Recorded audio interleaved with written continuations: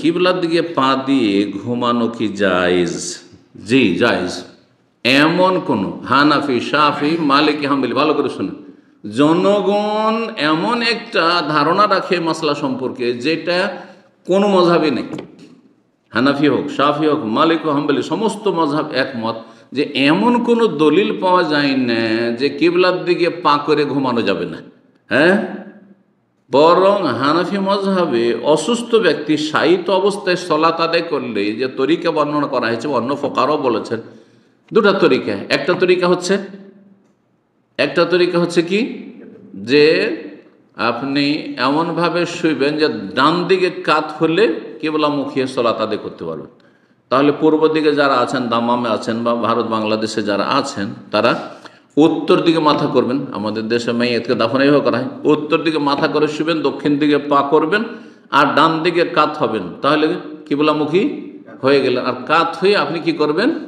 শুয়ে শুয়ে সলাত আদায় করবেন, যেহেতু এমন রোগী যে আপনি বসেও সলাত আদায় করতে পারছেন। এটা একটা তরিকা। আর একটা তরিকা হচ্ছে যে কিবলার দিকে পা করে শুবেন চিত হয়ে, কিবলার দিকে পা করে চিত হয়ে শুবেন, আর মাথা থাকবে কিবলার উল্টো দিকে, ধর পূর্ব দিকে থাকবে, আর পশ্চিম দিকে আমাদের কিবলা আছে, এদিকে পা কিবলার দিকে, আর এইদিকে মাথা।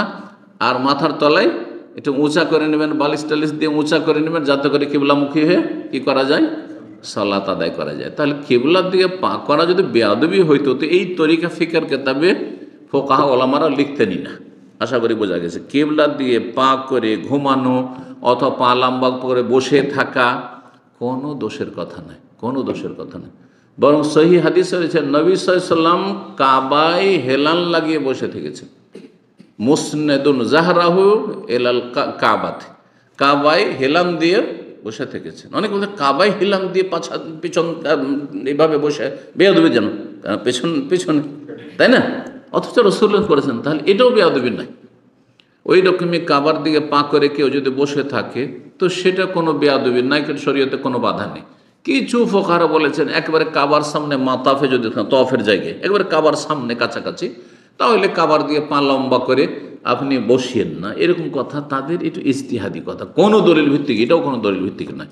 হ্যাঁ, সামনে যদি কোরআনে কারীম থাকে, সামনে কোরআনে কারীমের সেলফ আছে, তাহলে সেদিকে পা লম্বা করে শোয়াও জায়েজ নয়।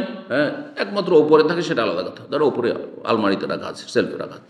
কিন্তু যদি আপনার পায়ের বরাবর খাট বরাবর থাকে, তাহলে সেদিকে পা করে শোয়া অথবা পা লম্বা করে, অনেক বেয়াদবরা সামনে মসজিদে সেলফ আছে আর ওইদিকে পা লম্বা করে আছে কাছে, অথচ কাছে, এইটা জায়েজ না, এটা বড় বেয়াদবি, এটা বেয়াদবি।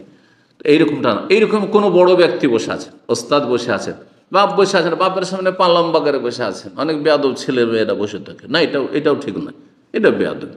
কিন্তু কাবার ক্ষেত্রে যে কাবার দিয়ে পা লম্বা করা যাবে না, এমন কোনো দলিল শরীয়তে নেই। সুতরাং বিষয়টি সাধারণ মানুষের ধারণা মাত্র, এর পিছনে কোনো দলিল নেই। আসল হচ্ছে যে জায়েজ। শেখেন বাজ, ইবনে উসাইমিন, সমস্ত ওলামারা এই বিষয়টি উল্লেখ করেছেন। আসসালামু আলাইকুম শেখ। ওয়ালাইকুম আসসালাম ওয়া রাহমাতুল্লাহ।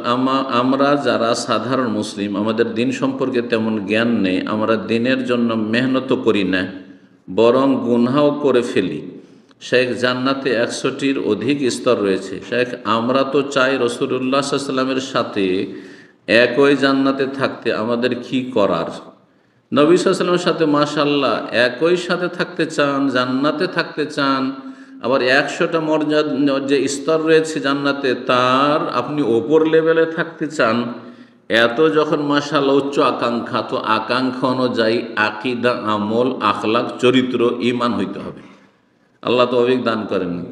কিন্তু কিভাবে আপনি বলছেন যে দিন সম্পর্কে তেমন জ্ঞান নেই? তো জ্ঞান শেখার প্রয়োজন রয়েছে, ফরজ, এবং সময় সুযোগ রয়েছে, যে এলম শেখার কোনো আয়ু নেই।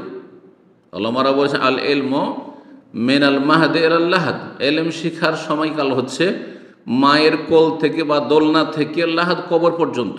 আমরা সবসময় এখনও এলম শিখছি, মাশাআল্লাহ। আমরা জি, এটা হচ্ছে ইসলামিক তরিকা। সাহাবাই কেরাম বুড়ো বুড়ো বয়সে দাড়ি সাদা হয়েছে, হ্যাঁ, আর তারপরে ইসলাম গ্রহণ করেছেন, দিন শিখেছেন, আপনিও শিখেন।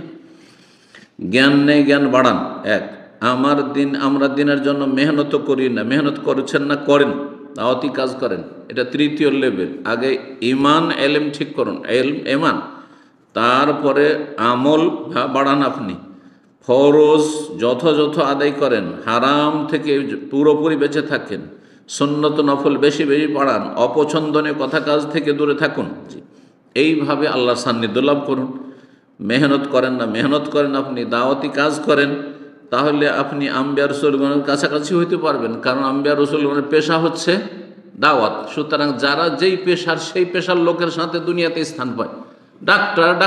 ডাক্তারদের মজলিসে বসে, আলেম আর মারা আলেমদের মজলিসে বসে, হ্যাঁ তাই না? ইঞ্জিনিয়াররা ইঞ্জিনিয়ারদের সাথে উঠা বসা করে। ঠিক তেমনি আপনি আম্বিয়া রসুলগণের সাথে যদি উঠা বসা করতে চান, কাছাকাছি হতে চান, তাহলে সেই পেশা গ্রহণ করেন।